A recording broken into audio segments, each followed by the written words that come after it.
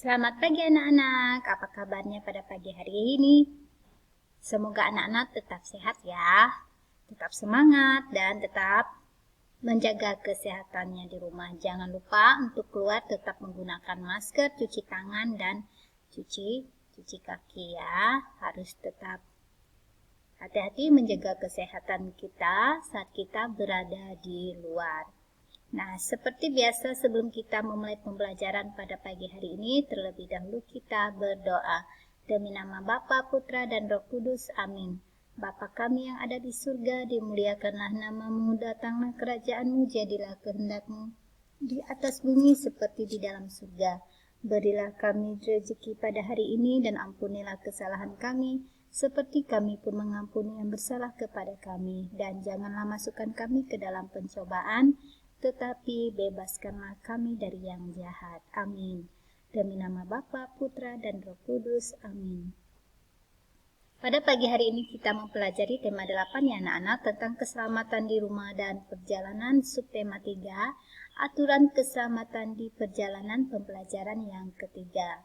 Dalam pembelajaran yang ketiga ini ada 3 mata pelajaran yang kita bahas, yaitu yang pertama bahasa Indonesia, kedua seni budaya dan prakarya, yang ketiga matematika. Ayo kita pelajarin sama-sama.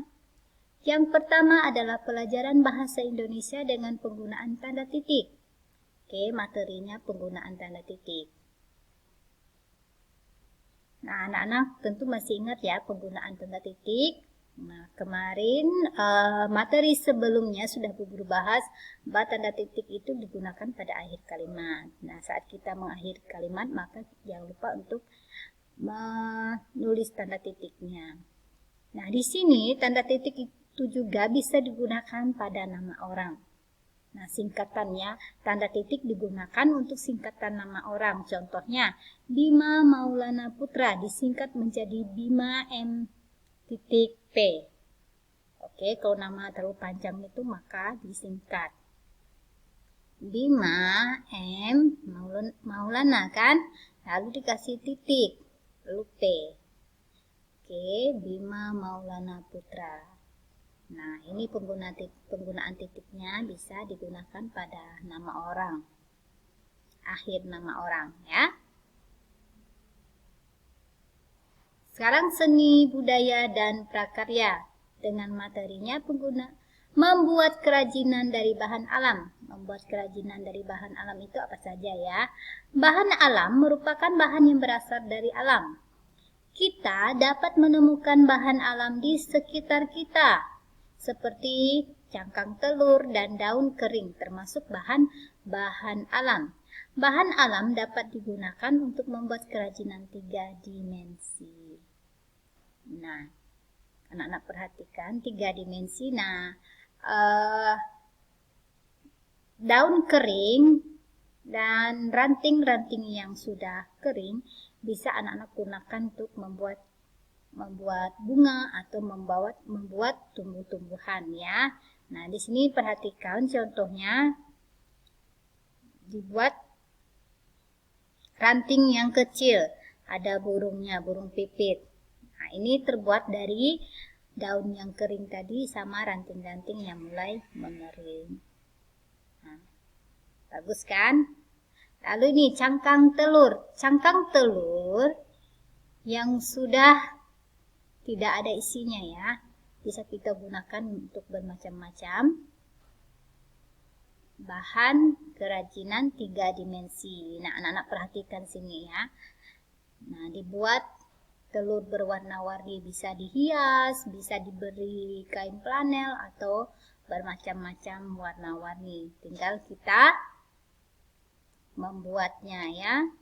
Nah, anak-anak perhatikan di sini. Cantik kan? Biasa pada Paskah itu kita membuat kerajinan dari cangkang telur ya.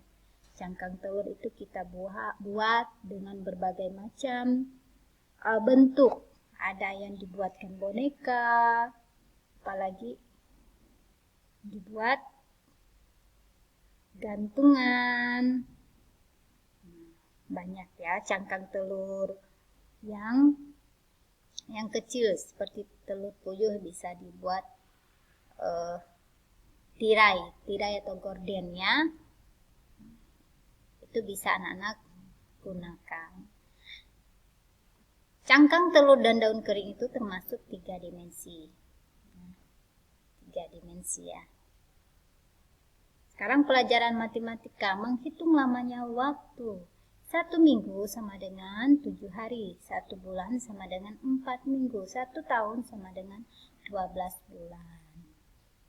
Seperti itu kita menghitung lamanya waktu ya.